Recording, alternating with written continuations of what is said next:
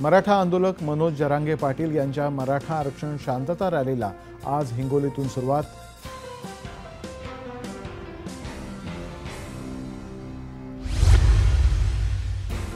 काँग्रेस पक्षातर्फे आज नागपुरातल्या दीक्षाभूमी इथून महिला धर्मनिरपेक्ष यात्रेला झाली सुरुवात।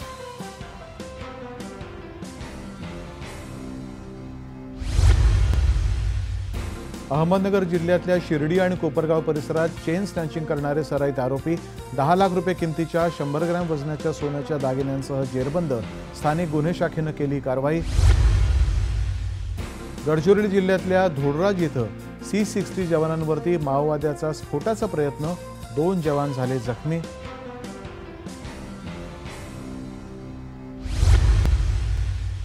रायगडमधल्या रोहा तालुक्यातल्या नागोठणी इथं औद्योगिक प्रशिक्षण संस्थेच्या आवारामध्ये पर्यावरणाचं संरक्षण आणि संवर्धन करण्यासाठी राष्ट्रीय सेवा योजनेमार्फत वृक्षारोपणाचा कार्यक्रम। नागपुरामध्ये रोड मार्ग फाउंडेशनतर्फे रस्ता सुरक्षा अग्रदूत प्रशिक्षण आणि हेल्मेट वितरण कार्यक्रमात वाहन चालकांमध्ये वाहतुकीच्या नियमाबाबत करण्यात आली जनजागृती।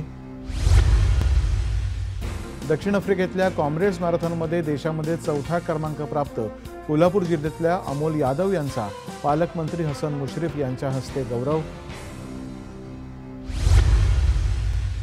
वाशिम जिल्ह्यातल्या शेतकऱ्यांसाठी आता मोजणी प्रक्रिया झाली सुलभ। शेतकऱ्यांना आता घर बसल्या करता येईल ऑनलाईन अर्ज आणि नकाशाची प्रतही मिळणार ऑनलाईन।